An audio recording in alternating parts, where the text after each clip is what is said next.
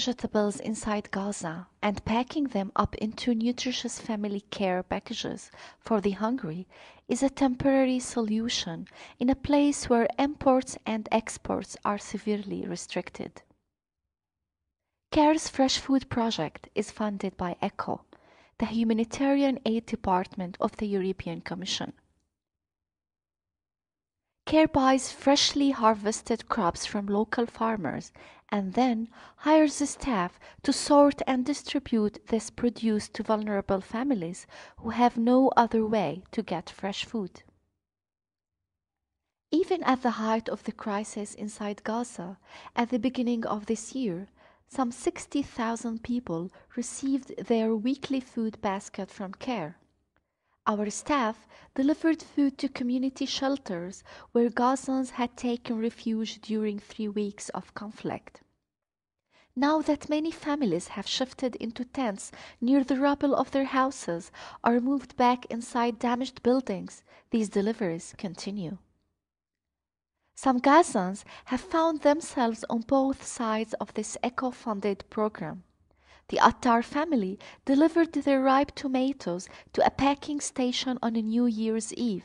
Just 2 weeks later, this family of farmers had to take shelter at a school after evacuating their home and were grateful to receive their own basket of fresh vegetables. To feed a crowded household of 26 people is very difficult when no one holds a steady job. The Sahwel's home in Beit Hanun is shared by a middle-aged couple, their 3 married sons and their families, plus 7 unmarried daughters. Their fridge is practically empty, but with a weekly supply of fresh vegetables from CARE's Fresh Food Project, the Sahwel family can plan regular healthy meals and maintain their dignity until their employment situation improves. The Fresh Food Program is a boon for struggling farmers too.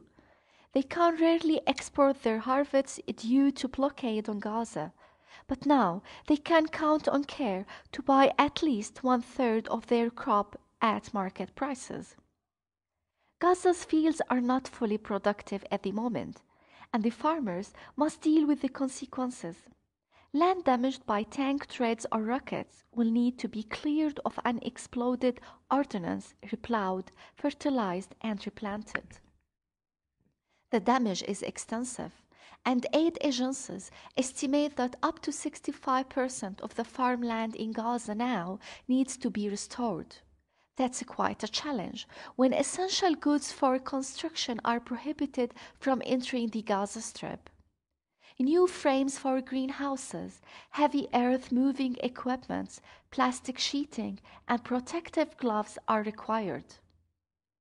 Before the blockade, Buthaina Attar and her husband exported strawberries and vegetables from their fields and greenhouses to Holland, Israel, and the West Bank. But today, they have no other source of income and 7 children to feed. She told us, "It's very difficult to plant. We can't afford fertilizers and there is no incentive. We can't sell for profit. We have a debt of $15,000 that we owe for seeds, chemicals, and nylon." In this difficult situation, CARE and ECHO have stepped in to buy a portion of their crops every week.